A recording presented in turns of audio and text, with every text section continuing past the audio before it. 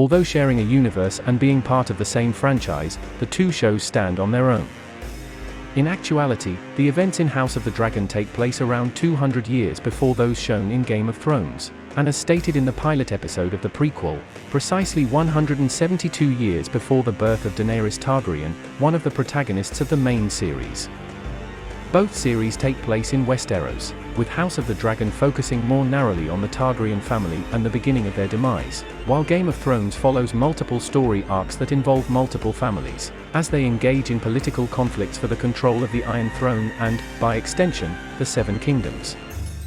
Both House of the Dragon and Game of Thrones have a large ensemble cast, including both newcomers and veterans like Matt Smith, Paddy Considine, and Olivia Cook in the prequel series, and Sean Bean, Peter Dinklage, and Lena Headey in the original. Strong performances and rich, fully realized characters can be found in both the first seasons of Game of Thrones and its predecessor, House of the Dragon. One of the best things about both House of the Dragon and Game of Thrones is how many of the main characters are ambiguous moral chameleons. House of the Dragon, on the other hand, has a large number of character recasts during the season, something that does not occur in Game of Thrones, and which has led to some criticism of the prequel for its frequent change of the actors that portray some of the important characters.